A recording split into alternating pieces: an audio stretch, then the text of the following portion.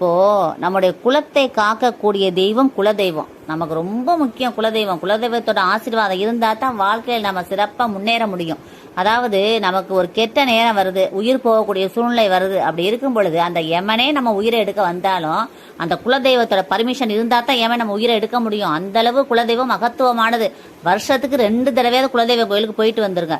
இப்போ தீபாவளிக்கு ட்ரெஸ் எடுப்போம், எல்லாரும் குடும்பத்துக்கு தேவையான அனைத்து ட்ரெஸ்ஸும் எடுப்போம். அப்படி எடுக்கும் பொழுது குலதெய்வத்தை மனசுல வச்சு குலதெய்வத்துக்குள்ள துணிமணியும் எடுக்கணும் நம்ம. அதாவது ஆண் தெய்வமா இருந்தா பட்டி வெட்டி துண்டு, பெண் தெய்வமா இருந்தா பட்டு சேலை துண்டு, சாமி வெட்டி சாமி துண்டுனே விக்குது இப்ப கடைகள்ல. அதை எடுத்து நீங்க தனியா வச்சிருங்க. நீங்க எப்ப குலதெய்வம் கோயிலுக்கு போறீங்களோ அதை நேர்த்திக்கடன் செலுத்திட்டு வந்துருங்க. கண்டிப்பா உங்க குடும்பம் சூப்பரா இருக்கும். எப்பொழுதுமே நீங்க நல்லா இருப்பீங்க. இதே வாழையடி வாழையோ உங்க குடும்பம் தொன்று தொட்டு சூப்பரா வந்துடும். இந்த பழக்கத்தை எப்பொழுதுமே நீங்க வச்சுக்கோங்க. உங்க வாழ்க்கையில மிகப்பெரிய வெற்றி இருக்கு. இந்த பதிவை எல்லாருக்கும் ஷேர் பண்ண, கமெண்ட் பண்ணுங்க. எல்லாருமே நல்லா இருக்கணும் ஃப்ரெண்ட்ஸ். Thank you friends. வாழ்க வளமுடன். தேங்க்யூ.